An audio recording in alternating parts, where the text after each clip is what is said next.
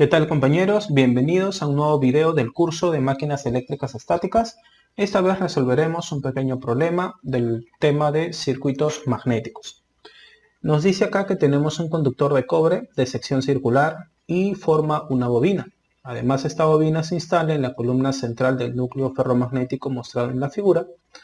Luego, para esta bobina, sabemos que el factor de ocupación K del cobre es de 0.8, su resistividad del cobre es de 1.73 por 10 a la menos 8 ohm metro. Además, tenemos que el núcleo está formado por 36 láminas del material H23 de 0.5 milímetros de espesor. Se tiene un factor de apilamiento de 0.9 y además sabemos que la bobina está alimentada con 100 volts de corriente continua o corriente directa. Además, también un dato interesante, nos dicen que el flujo magnético, la densidad de flujo magnético en el entrehierro derecho es de 0.9 Tesla. Nos pide también que despreciemos el flujo de dispersión y el efecto de bordes en los entrehierros.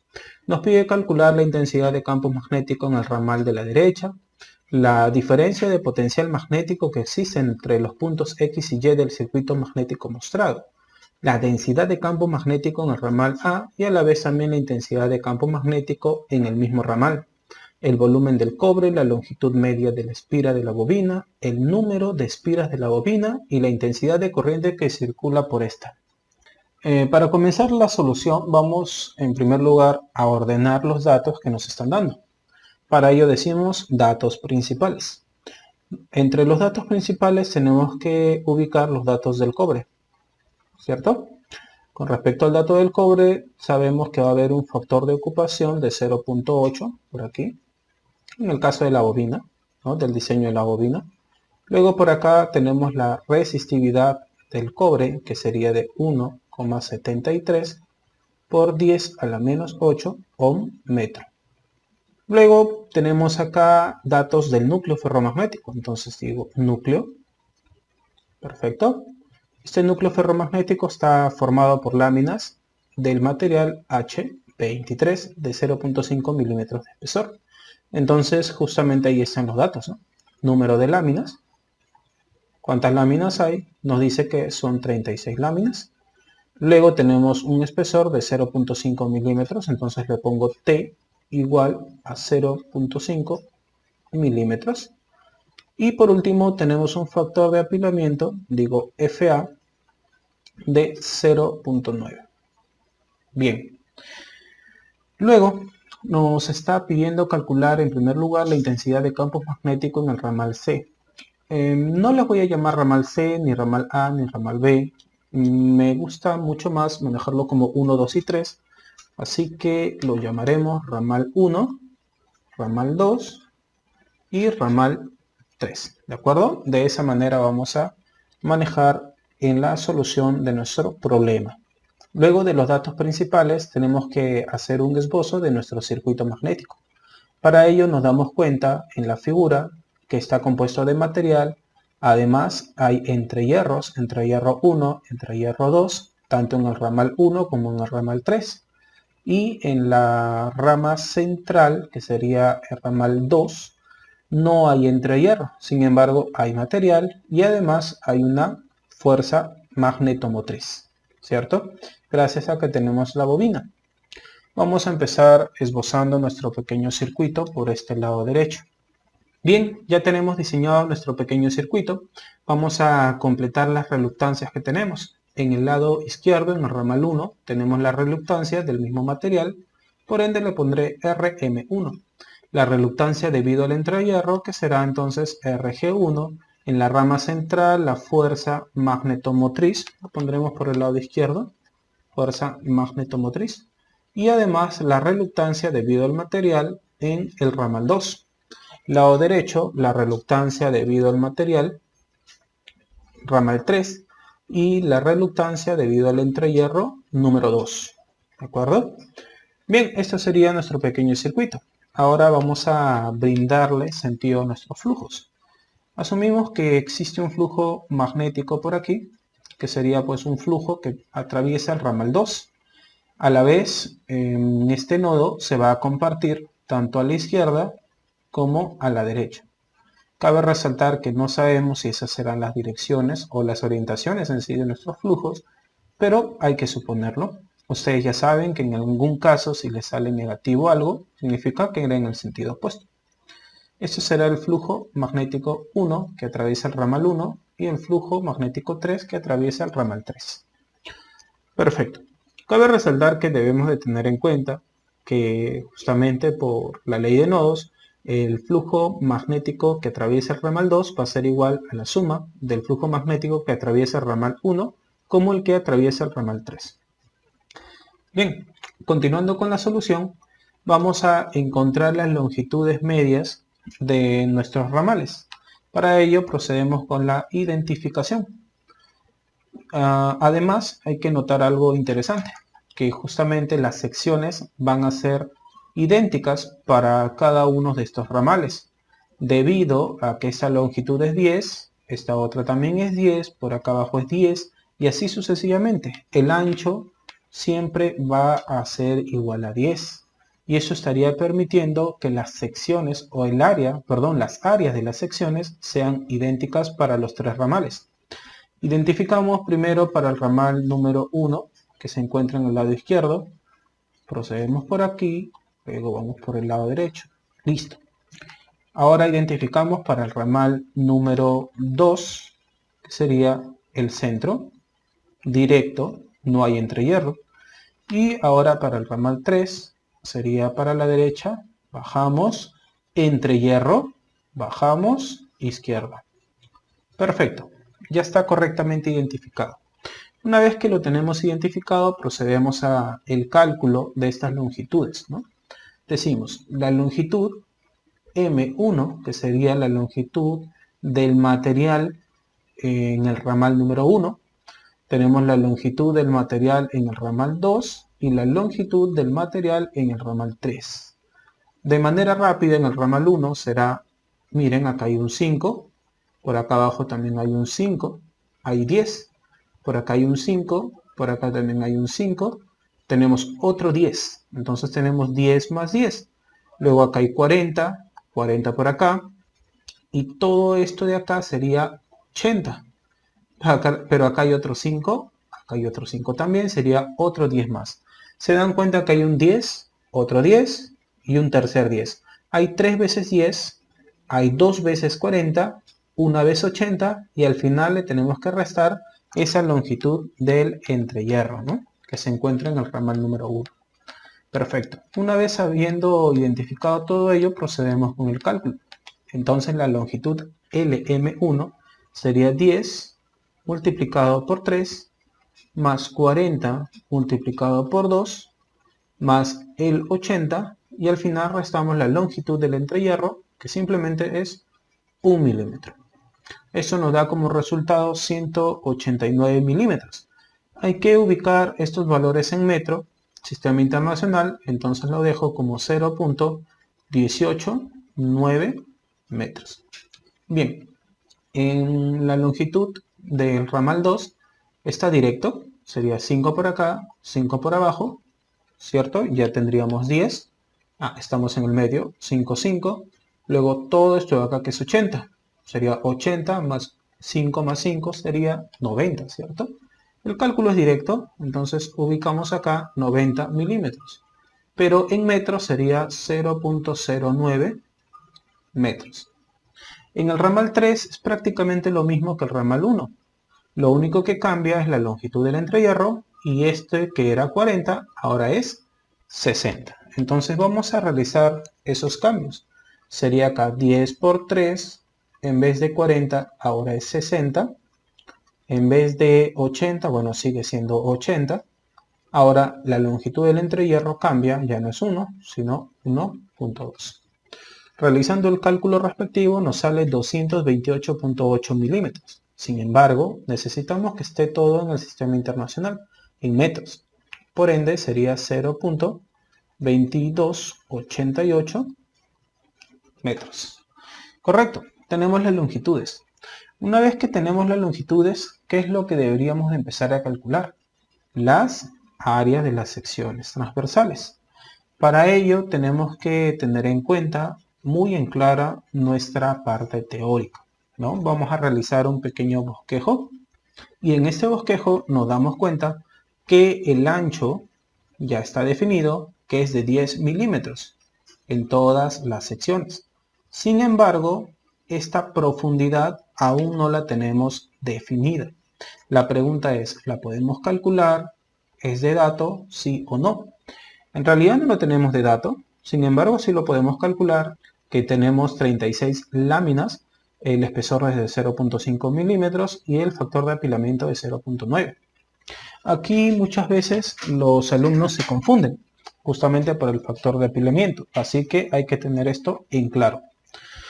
Si nosotros multiplicamos el número de láminas por el espesor de cada lámina, encontraríamos el ancho, en este caso lo podemos llamar de profundidad, ¿sí? La profundidad compuesta solamente por el material, porque estamos multiplicando el número de láminas de este material por el ancho de cada lámina.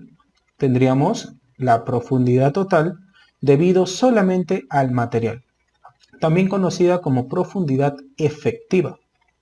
Ahora, si nosotros entendemos el concepto del factor de apilamiento, es justamente que cuando acoplamos dos láminas, la suma total de ese ancho no es igual al ancho de la lámina 1 más el ancho de la lámina 2.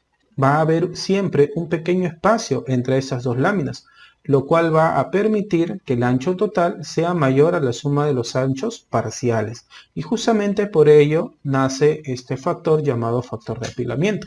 ¿Eso qué quiere decir? Que el ancho total, ¿cierto?, va a ser mayor al ancho efectivo, o sea, al ancho generado solamente por el material en sí. Entendiendo ello, decimos, el ancho total lo voy a llamar B total, ¿de acuerdo? Y al ancho efectivo le voy a llamar B efectivo. Procedemos primero calculando el B efectivo debido a que tenemos el número de láminas y el espesor de cada lámina. Decimos, el B efectivo, la profundidad efectiva será igual al número de láminas multiplicado por cada espesor de lámina. Eso nos está dando 36 por 0.5 sería 18 milímetros. ¿De acuerdo? 18 milímetros sería el espesor, sería la profundidad efectiva. Esa profundidad solo conformada por el material. Eso sería igual a 18 milímetros. Muy bien. Y la profundidad total sería esta profundidad efectiva, tiene que ser mayor la total, entonces dividido entre el factor de apilamiento, dándonos como resultado 20 milímetros. Y justamente acá viene el cálculo de área efectiva y el área total. Ahora el área efectiva sería lo mismo, ¿no? Sería el área de la sección que está conformada netamente, ¿sí? El área efectiva sería el área de la sección que está conformada netamente por el material. Y el área total sería pues el área total, netamente. Calculamos, área efectiva va a ser igual al ancho, que sería 10 milímetros. Vamos a colocarlo solamente con valores numéricos. Y la profundidad, que sería 18. Como ambos son milímetros, al final podemos encontrar la equivalencia en metros cuadrados, debido a que estamos hallando áreas de secciones. Entonces el área efectiva resultaría 1,8 por 10 a la menos 4 metros cuadrados. Y el área total resultaría 10 por 20, nos da un resultado de 2 por 10 a la menos 4 metros cuadrados. Ya tenemos estas dos áreas de estas dos secciones. Ya entendimos también la diferencia que hay entre estas dos secciones y vamos a proceder a calcular nuestras dos primeras reluctancias.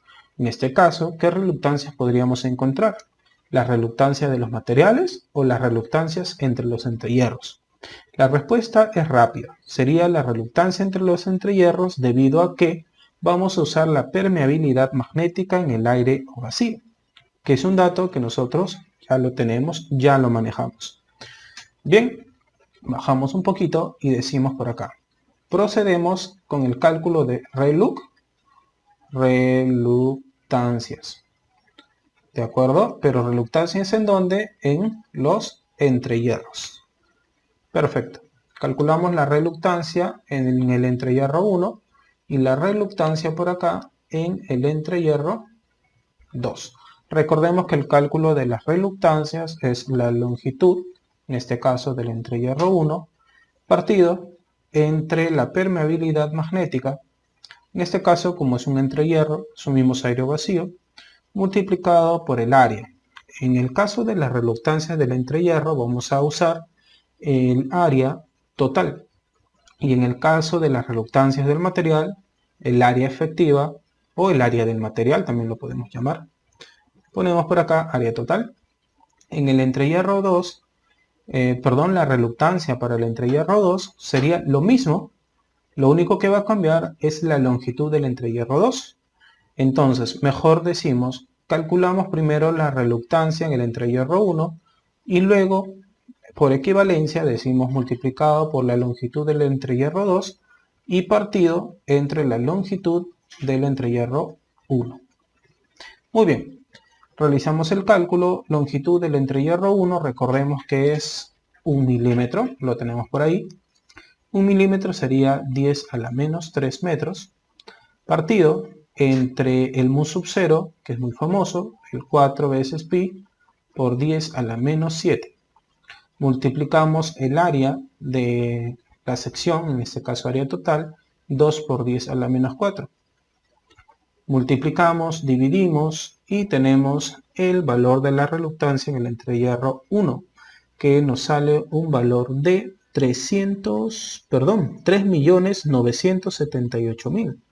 Ubicamos 3.978.873,577. 1 sobre Henrios. Perfecto. Y la longitud del entrehierro 2 simplemente es 1.2.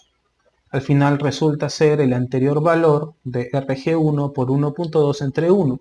Es decir, el valor de RG1 por 1.2 o añadimos un 20%. Sería lo mismo, ¿no?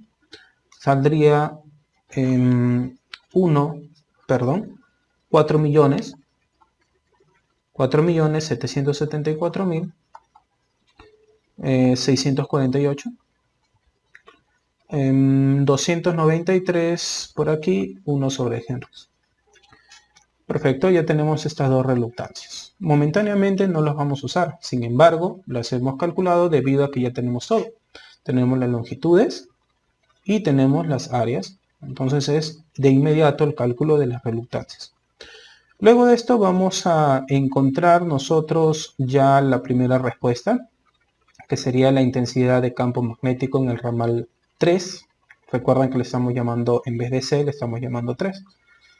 ¿Cómo podemos encontrar ello? Justamente con el otro dato que nos han dado por acá, de la densidad de flujo magnético en el entrehierro derecho. Bien, realizamos un pequeño bosquejo. Bien, una vez realizado este pequeño bosquejo, tenemos acá el entrehierro número 3. ¿Qué es lo que podemos calcular? Podemos calcular el flujo magnético que va a atravesar este ramal y además también la densidad de flujo.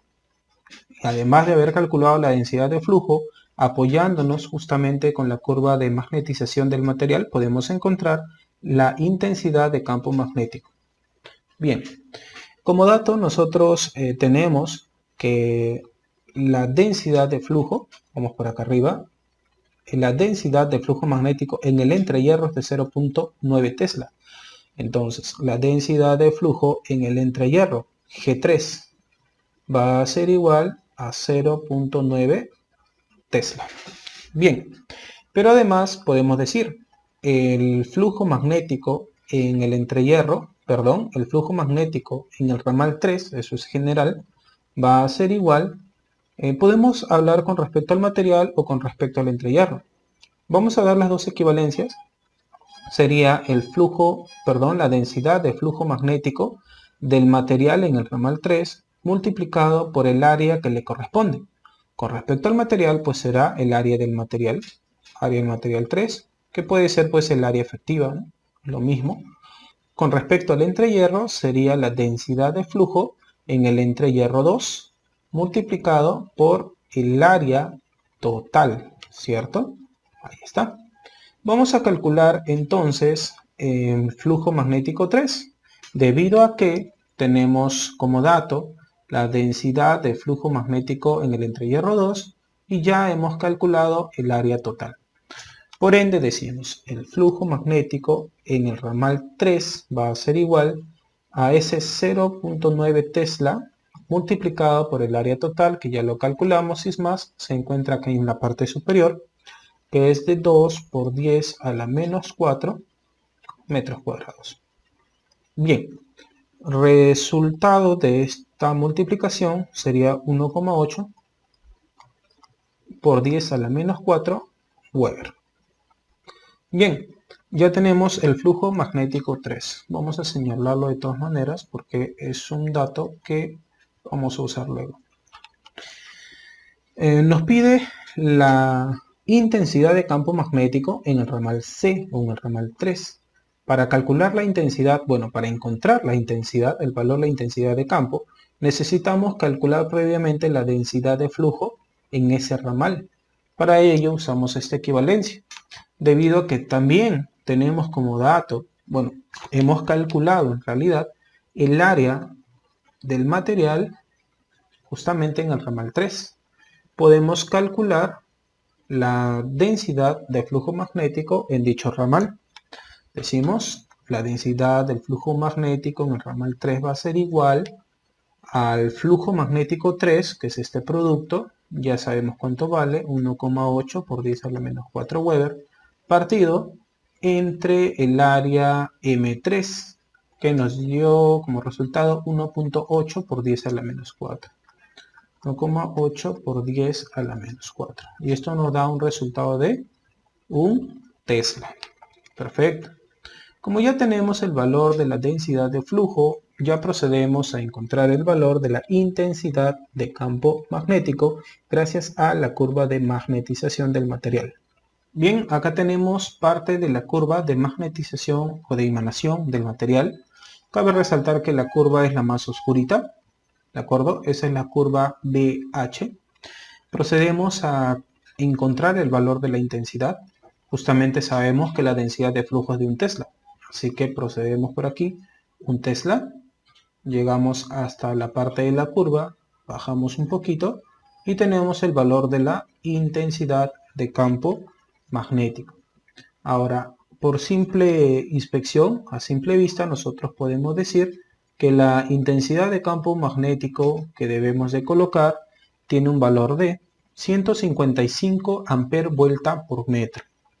Bien, entonces decimos, para una densidad de flujo magnético 3 de un Tesla, corresponde una intensidad de campo magnético 3 de aproximadamente 155 amper vuelta por cada metro. Perfecto. Y esto sería nuestra primera respuesta, ¿no? Es lo que nos están pidiendo. Luego nos están pidiendo la diferencia de potencial magnético que existe entre X y Y. Ahora, ¿cómo podemos encontrar ello? Recordemos por transitividad que la diferencia entre esos potenciales magnéticos lo podemos calcular desde el ramal 2, desde el ramal 3 o también desde el ramal 1. Tenemos muchos datos ya calculados del ramal 3, así que para calcular dicha diferencia de potencial podemos usar directamente el ramal 3 con los datos que ya tenemos calculados. Debido a que tenemos el flujo magnético, tenemos la reluctancia en el entrehierro, tenemos la intensidad de campo magnético del material en dicho ramal y también la longitud media, ¿cierto? La longitud media también de este ramal. Procedemos entonces a calcular dicha diferencia de potencial. Bien, entonces vamos a trabajar con el ramal 3. Decimos la diferencia de potencial que existe entre X y Y sería potencial en Y menos potencial en X va a ser igual a la diferencia de potencial que existe entre X y Y. A la vez esto va a ser igual a las caídas que existen acá de potencial. Sería el flujo 3 multiplicado por la reluctancia magnética 3, o también podemos ubicar este producto, pero en función de la intensidad de campo magnético. Es más, eso es lo que vamos a hacer posteriormente. Sería más el flujo magnético 3 multiplicado por la reluctancia en el entrehierro 2. Eso no es el entrehierro 3, ¿cierto? Entonces colocamos acá que será pues el entrehierro número 2. Perfecto, tenemos ya la reluctancia del entrehierro 2. Ahora, como les comenté, en vez de usar este producto, usaremos, gracias a la ley de Ampere, que será la intensidad de campo magnético en el material 3, multiplicado por la longitud del ramal número 3. La diferencia potencial es lo que deseamos calcular. Tenemos diferencia potencial entre X y Y, va a ser igual a la intensidad de campo magnético 3, que ya lo hemos calculado. Sería igual a 155 multiplicado por 0.2288. Sumamos ello con 1.8 por 10 a la menos 4, que es el valor del flujo magnético 3 que nos resultó hace un momento, por el valor de la reluctancia, que también ya lo habíamos calculado en el entrehierro 2, que era de 4.774.648,293 1 entre Henry, ¿no? Perfecto. Realizamos el cálculo respectivo y nos da un valor aproximado de 894,672. Perfecto, sería ampere vuelta. Ya tenemos nuestra segunda respuesta de manera inmediata. Bien, luego de haber calculado la intensidad de campo magnético en el ramal 3 y además la diferencia potencial entre X y Y, nos pide calcular la densidad de campo magnético en el ramal A. Bueno, en este caso nosotros tenemos el ramal número 1. Así que vamos a usar justamente la diferencia de potencial que existe entre X y Y para poder encontrar una ecuación en el ramal número 1. Procedemos entonces con dicho cálculo. Bien, ya tenemos acá el circuito del lado del ramal número 1. Tenemos los puntos X y Y. Entonces podemos decir que dicha diferencia de potencial, que ya lo hemos calculado, diferencia potencial entre X y Y, visto desde el lado izquierdo, puede ser igual al flujo magnético 1 multiplicado por la reluctancia magnética 1 más el flujo magnético 1 multiplicado por la reluctancia del entrehierro 1. Pero también podemos decir que es igual a la intensidad de campo magnético 1 multiplicado por la longitud del material en el ramal 1 más el flujo magnético 1 por la reluctancia en el entrehierro 1. Procedemos a reemplazar los datos que ya tenemos. Entonces por aquí estaría quedando diferencia de potencial entre XY igual, este HM1 no lo tenemos, entonces lo dejamos por aquí. La longitud LM1 sí la tenemos, nos salió 189 milímetros, es decir, 0.189 metros. Más el flujo magnético 1. No tenemos el flujo magnético 1. Pero no vamos a dejarlo como flujo magnético 1, debido a que sí tenemos el área transversal, ¿no? El área de la sección transversal. Sabemos también que por definición, siempre y cuando sean paralelos, ¿no? El flujo o el campo magnético con el vector área, ¿ya? El vector área de la sección transversal. Entonces acá nos quedaría B1, BM1 podemos decir, ¿no? Multiplicado por el área. Si hablamos del material, estamos hablando del área efectiva, ¿cierto? Procedemos a reemplazar. El área efectiva nos resultó 1.8 por 10 a la menos 4 metros cuadrados. Y la reluctancia en el entrehierro 1 nos salía 3.978.873.577. Perfecto. Todo esto multiplicado por la densidad de flujo magnético en el ramal número 1. Procedemos un poco más con los cálculos y tendríamos la siguiente ecuación. Que la diferencia potencial entre estos dos puntos X y Y nos da igual a 0.189 intensidad de campo magnético 1 más el producto de estos dos amiguitos que nos resulta 1972 con la densidad de flujo magnético en el ramal número 1. Bien, tenemos esta pequeña ecuación. Ahora, sabemos también que esto ya tiene un valor fijo. Nosotros podríamos decir, le pongo cualquier valor a BM1 y listo, obtengo HM1.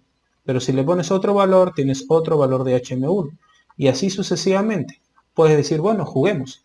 Pero antes de ello, tenemos que preguntarnos, ¿existe alguna dependencia entre esas dos variables? ¿Existe alguna dependencia entre la inducción magnética y la intensidad de campo magnético? Entonces nosotros pensamos y decimos, pues sí, debido a que nosotros tenemos la curva de magnetización del material, que justamente sería la curva BH. Entonces, al haber una dependencia entre estos dos, no vamos a poder jugar tranquilamente, ¿no?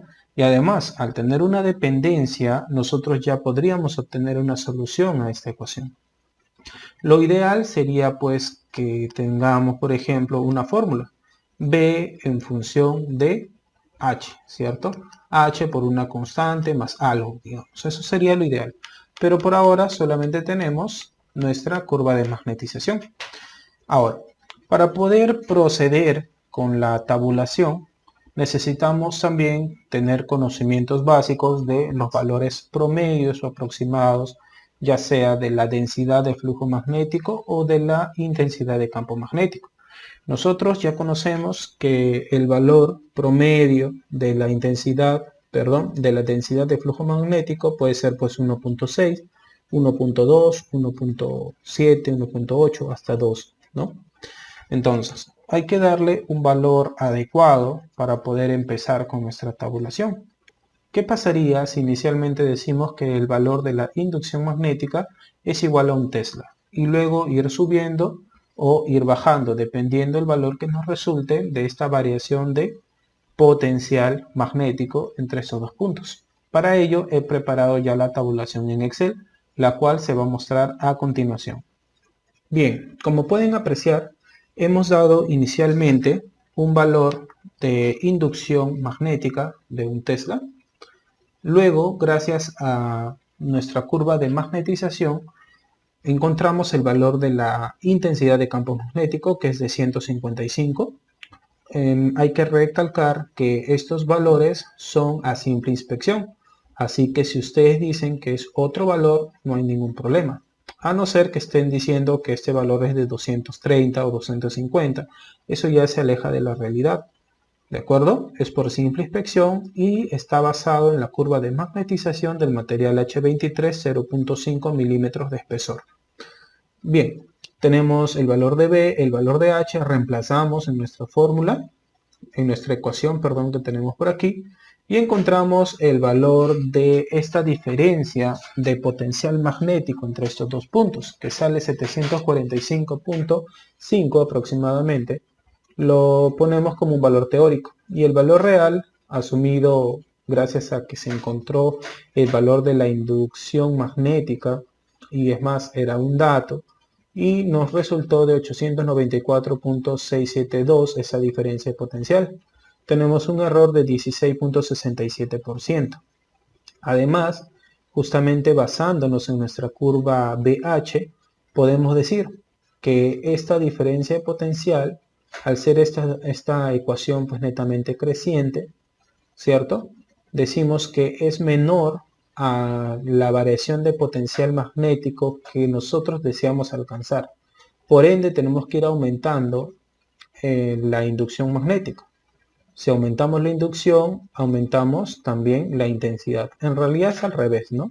Si aumentamos la intensidad, aumentamos el campo magnético. Perfecto.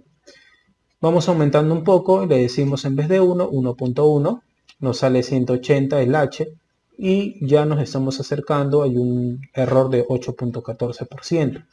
Vamos un poquito más allá, 1.2, ahora el error es negativo, que significa que nos hemos pasado un poquito.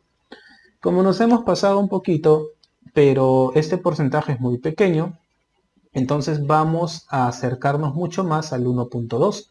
Por ello agarré un factor de 3/4.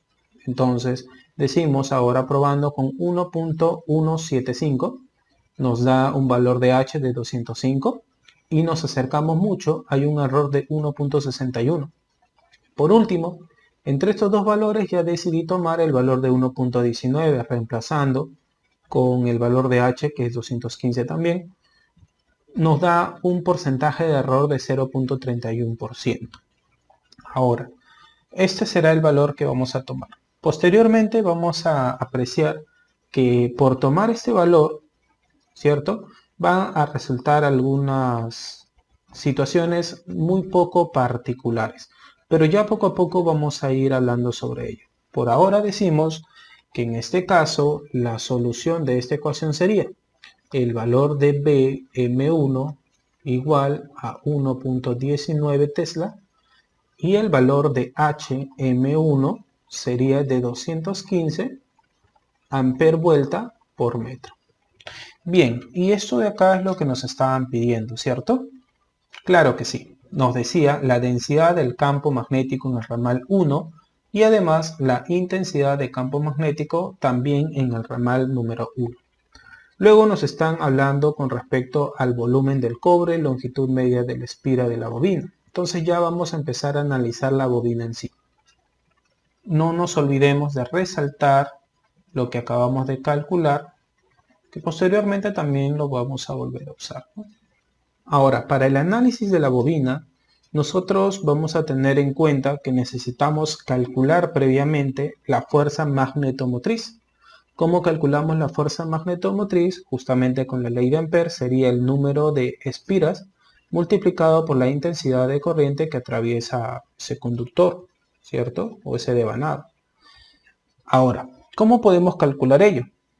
Para eso vamos a analizar la rama central o la rama número 2.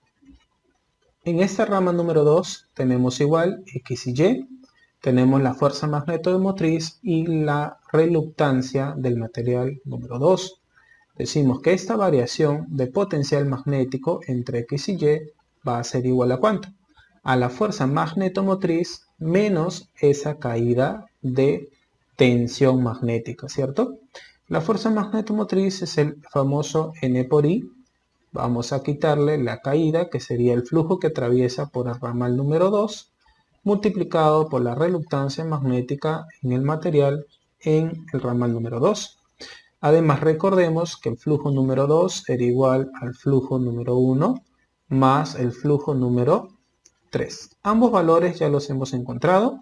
No. El flujo número 1 aún nos falta. Pero hemos calculado en la parte superior ya la inducción magnética o la densidad de flujo magnético en la rama número 1. Entonces decimos, el flujo número 1 será la inducción magnética en el ramal número 1 multiplicado por el área. ¿Pero qué área? Como hablamos de material, sería el área efectiva, más el flujo número 3 que ya lo hemos calculado con anterioridad.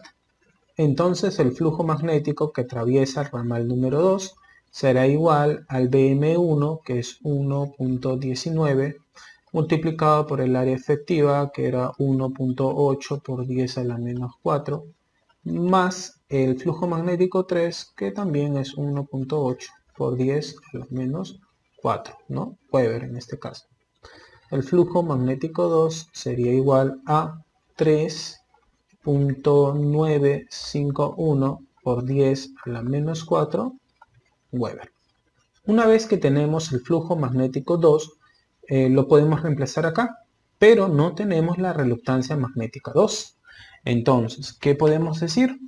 En vez de usar esta igualdad, podríamos usar el HM2 multiplicado por el LM2, que sí lo tenemos. ¿Cómo podemos encontrar el HM2? Justamente con el flujo magnético 2. Si tenemos el flujo magnético 2, podemos encontrar el M2, que sería igual al flujo magnético 2 entre el área efectiva. ¿De acuerdo? Bien, como ya tenemos el BM2, vamos a proceder a visualizar nuestra curva de magnetización o de emanación para poder encontrar el HM2. Vamos a reemplazar el valor del área y el flujo magnético 2 para encontrar el BM2.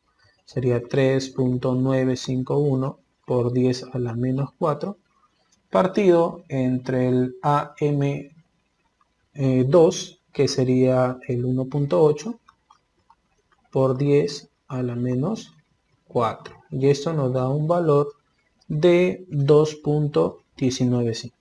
2.195 Tesla. Por acá. Perfecto. Bien, como ya tenemos ese valor de 2.19 Tesla, notamos que justamente acá en la gráfica el valor de 2.19 está muy superior. ¿De acuerdo? Si pasamos por la horizontal, notamos que la curva ya prácticamente no existe en nuestro gráfico. Así que le vamos a añadir un valor. Por aquí, con 2.13 aproximadamente nos da 60.000.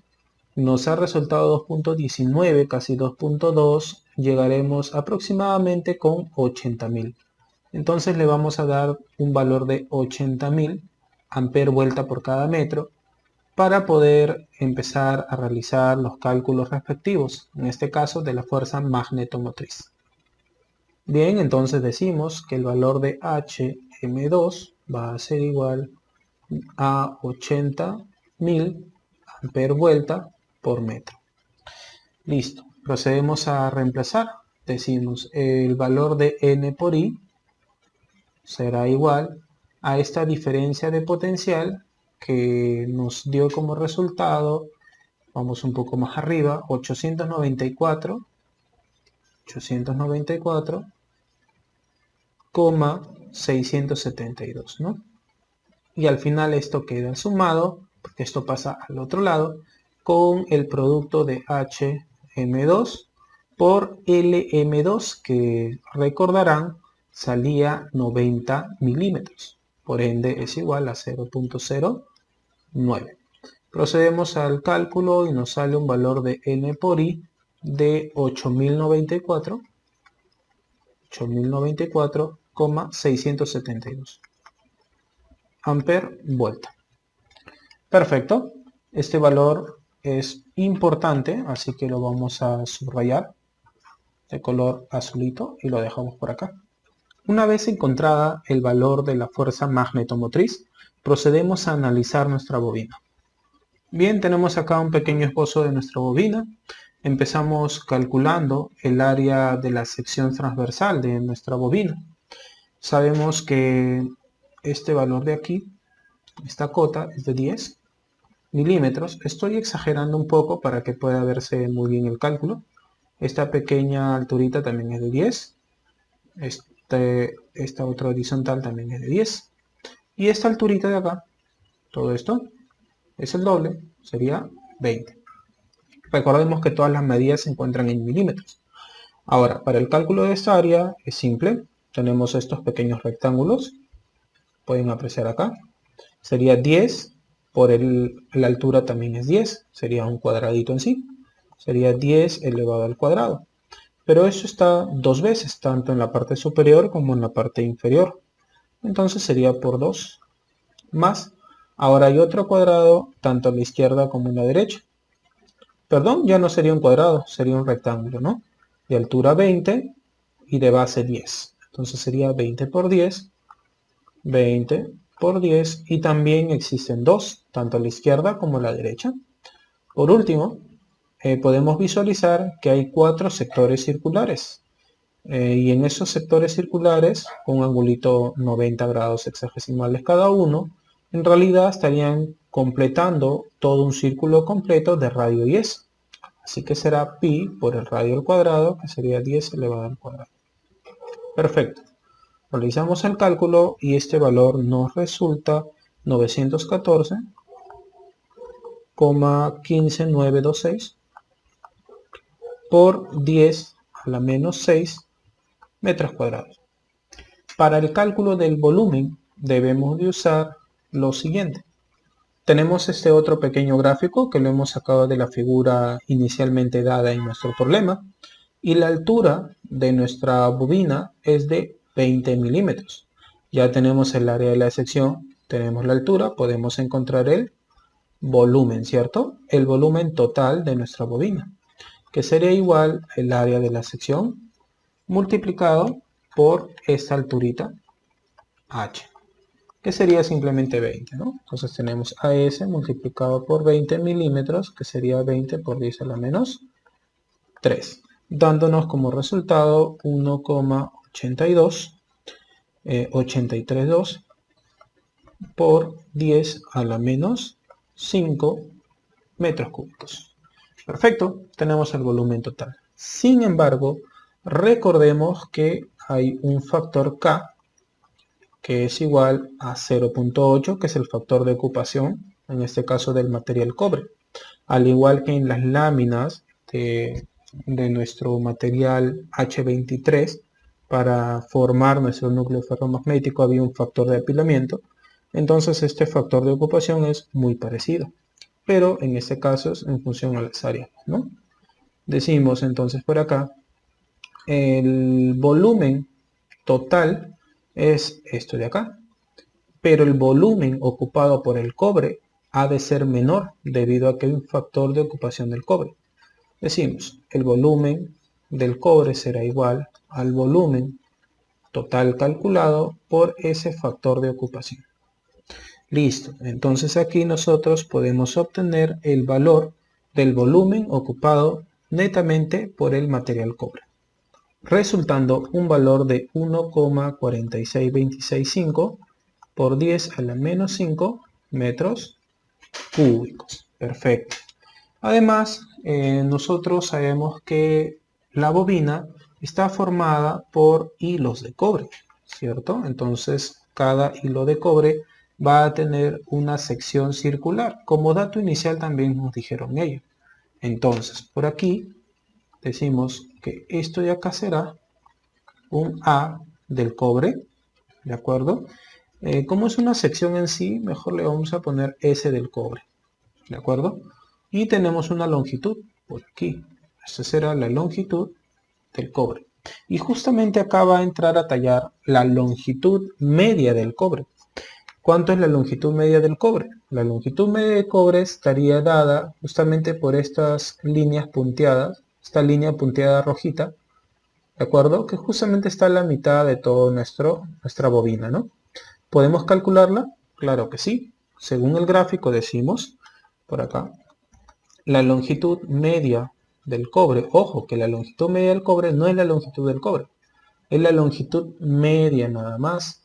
Porque recordemos que una primera vuelta está en la parte inferior. Es una longitud menor a esa longitud media, se puede apreciar.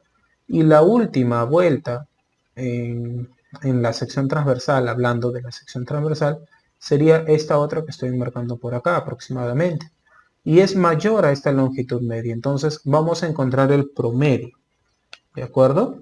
Si encontramos el promedio y multiplicamos por el número de espiras, estaríamos encontrando la longitud total del cobre, ¿no? Entonces, bajo ese pensar, calculamos primero la longitud media del cobre al multiplicarlo por n, que es el número de espiras, que es más, es algo que nos están pidiendo. Podemos calcular la longitud total del cobre. Antes de continuar, recordemos que nos habían pedido calcular el volumen del cobre, ¿no? Aquí como parte inicial nos pedían el volumen del cobre y la longitud media de la espira de la bobina. Y es justamente lo que vamos a calcular ahora, lo damos por hecho y posteriormente procedemos con el cálculo del número de espiras de la bobina. Bien, entonces vamos a enmarcar el valor del volumen del cobre que hemos calculado, que es lo que nos estaban pidiendo. Perfecto. Y también la longitud media del cobre que también nos están pidiendo, pero aún falta calcularlo, ¿no? La longitud media sería toda esta pequeña longitud de acá, esta longitud vertical, que es igual a 20, ¿cierto? Entonces sería 20. como está tanto en el lado derecho como en el lado izquierdo, sería 20 por 2. También esta parte inferior con la otra parte superior sería 10 dos veces más. Ahora, esta pequeña partecita también es curva. Vamos a tomarlo como si fuera un cuarto de circunferencia. Si es un cuarto de circunferencia y hay 4 de ellos, sería una circunferencia completa. Pero recordemos, como es medio, todo esto vale 10, todo este ancho valía 10. Por ende, sería una longitud de circunferencia de radio 5, ¿cierto? Esto sería la mitad, 5 milímetros. Sería 2 veces pi por el radio. Sería 2 multiplicado pi por el radio, que ahora vale 5, ¿no?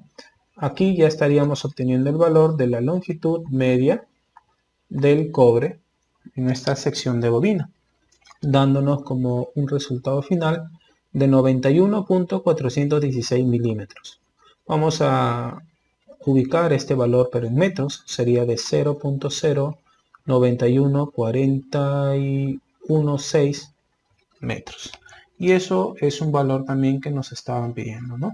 La longitud media, en este caso de nuestro cobre, ¿no? Por sección, claro está. Al final tenemos que multiplicarlo por el número de espiras totales.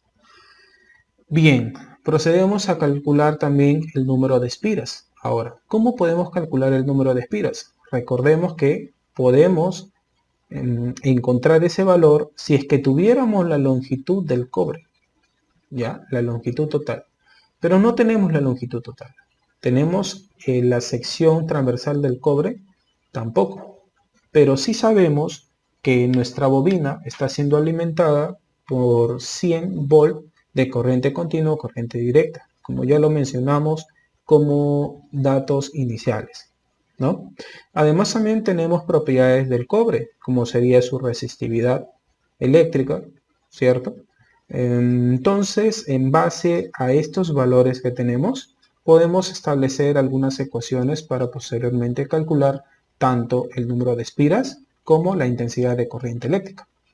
Procedemos un poquito más abajo y decimos, sabemos por acá que el volumen del cobre lo podemos calcular de la siguiente manera, como el área de su sección transversal multiplicado por la longitud del cobre. ¿Cierto? Ese sería todo el volumen del cobre. Volumen del cobre ya lo tenemos por aquí, pero también sabemos que esta longitud del cobre es igual a ¿cuánto? A la longitud media del cobre multiplicado por el número de espiras. La longitud media del cobre ya calculada, el volumen del cobre también. Tenemos dos variables acá que tenemos que encontrar al menos una para poder encontrar la otra. Sería el número de espiras y la sección transversal del cobre. Ahora, bueno, de los hilos de cobre.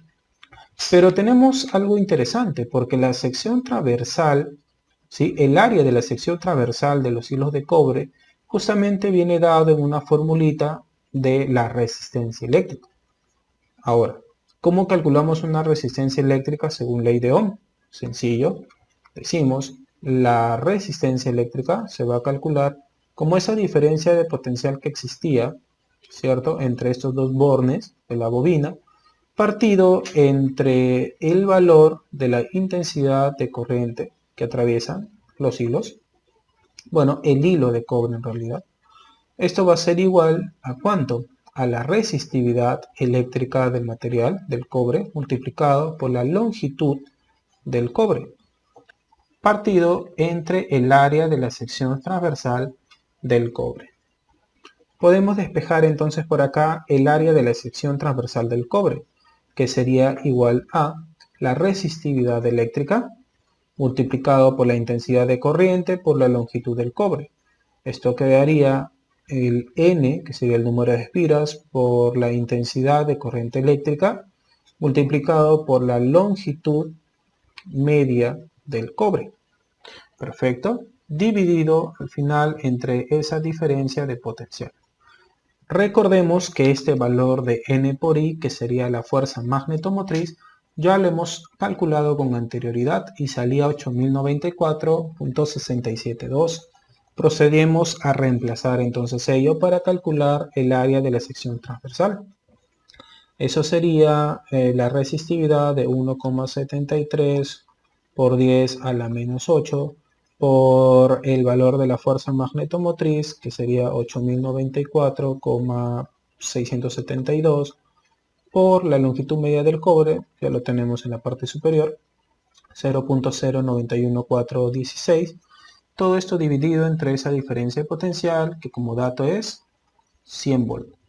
Entonces decimos el área de la sección transversal del cobre resultaría de 1,28017 por 10 a la menos 7 metros cuadrados. Perfecto. Ahora, en base a esto, ¿cómo podemos encontrar el valor del número de espiras? Sencillo. Inicialmente, por acá hemos dicho que el volumen del cobre, que es igual al área de la sección transversal del cobre, que ya lo tenemos por acá, muy bien, multiplicado por esta longitud del cobre. ¿De acuerdo? Es más, podemos decir que es igual a todo esto de aquí a la derecha. Mejor. Sería el área de la sección transversal del cobre multiplicado por la longitud media del cobre, que ya lo tenemos por aquí, multiplicado por el número de espiras. Entonces podemos extraer el número de espiras en función a todos estos datos que ya lo tenemos, calculando entonces el número de espiras, resultando un valor de 1200 aproximadamente, 1250 espiras, ¿no? Solo sería dividir el volumen que tenemos por acá entre el área de la sección transversal, que ya lo tenemos por aquí calculado, y al final entre la longitud media del cobre, que también ya lo tenemos por acá. Tenemos N. Ahora la pregunta es, ¿cómo calculamos la intensidad de corriente? Eso también es sencillo, porque nosotros al ya tener el valor de N, queremos sí, tenemos la fuerza magnetomotriz por acá, que es el famoso N por I, que es 8094. Procedemos entonces a dividir nada más y encontraríamos el valor de la intensidad de corriente, aproximadamente 6,48 amperes. Y ya con esto el problema estaría pues totalmente culminado, porque justamente las dos últimas preguntas nos estaban solicitando calcular el número de espiras de la bobina y la intensidad de corriente eléctrica que atravesaba los hilos de cobre, ¿no? Perfecto, entonces espero se haya entendido. Cualquier duda, cualquier consulta, no se olviden de dejar sus comentarios y preguntar con confianza, así yo pueda ayudarlos. Cuídense mucho, hasta el siguiente video. Chau, chau.